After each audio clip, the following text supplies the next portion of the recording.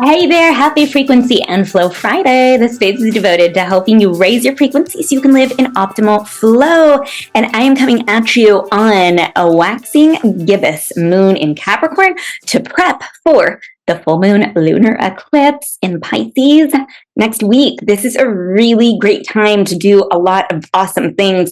And before we lean in next week, Tuesday, and if you're an Embody One member, I look forward to our call together on Monday.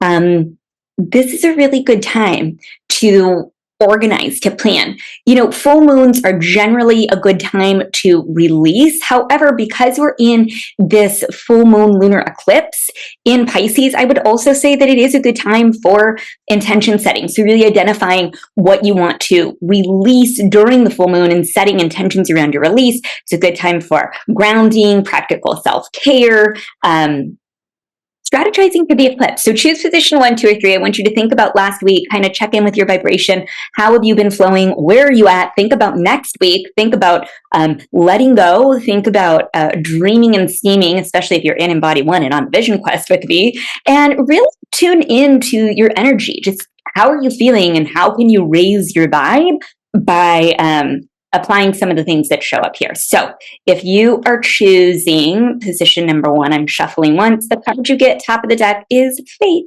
You gotta have faith, the faith. Okay, faith, finding angels in the heart.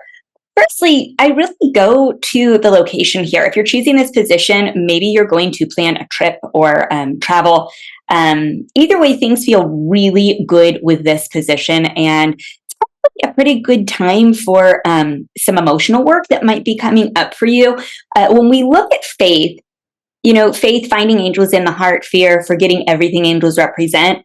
I think this is a call to really lean in emotionally and maybe journal, meditate, create space to connect with your own intuition, and more so know that you deserve the absolute best. I want to say too, if you're, you know, into feng shui, I think what's really hard is when you make changes and you do something in your home and then you want to see a change.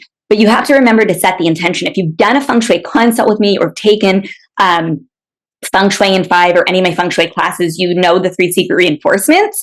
And don't forget to do that. So many people forget to do that. So if you're choosing this position, you've made changes in your home, don't forget to do that. But faith, emotion digging is what I would say if you're choosing this position. Journal, meditating, and prep for this full moon solar eclipse that's coming up next week. And don't forget to connect to your intuition and intuitively connect with your emotion. Emotion is energy in motion. Emotion stems from feelings and beliefs. Then energy moves in motion. And a lot of things can happen because of our emotion. Our bodies can flip out. Our mind, you know, just what happens in our real life. So tune into that and make sure that your emotion is something that you're wanting to feel. And if it's not, do something about that, but keep the faith, because it's all good. If you're choosing position 1, it's all good. Okay, if you're choosing position 2, I'm shuffling 2 times, going to the top of the deck, you get sign.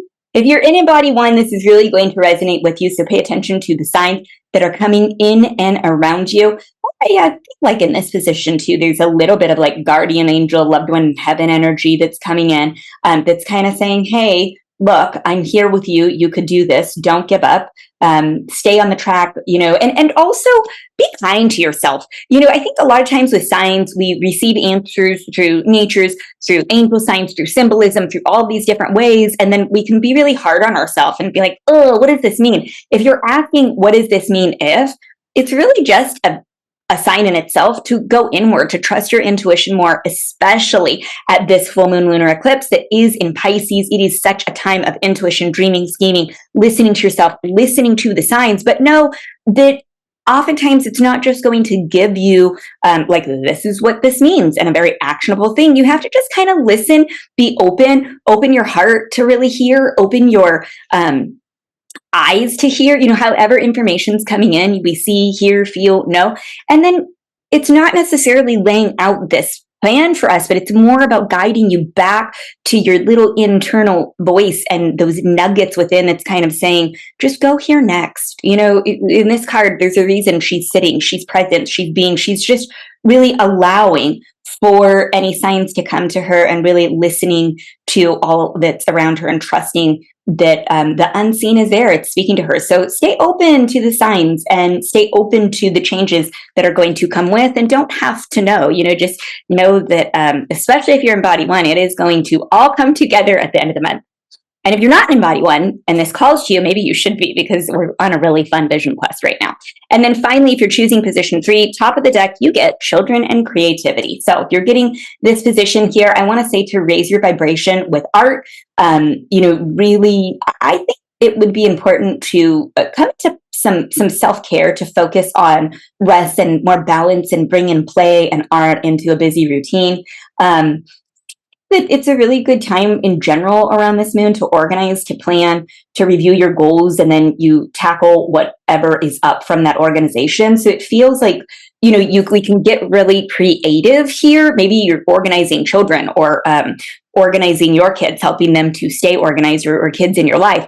But organization comes with this moon, and I would say the ability to create and implement creativity in your life. So maybe you break out your Post-it notes and highlighters, and you start organizing in a way that's really creative. The other thing about this position, this is always telling us to be spontaneous. So while it is really important to review your goals, to tackle pending tasks, to come into creativity, to get organized around your inner creativity, to maybe organize something that you're giving birth to, be spontaneous and have fun. And if you're choosing this position, pay attention to the children and creativity sector that is in the middle right sector of your home. Whatever you chose, I hope this helps you to raise your vibration and to put some things into building action before this awesome, intuitive, sort of a dreamy full moon eclipse in Pisces. I'm sending you so much love. Ciao.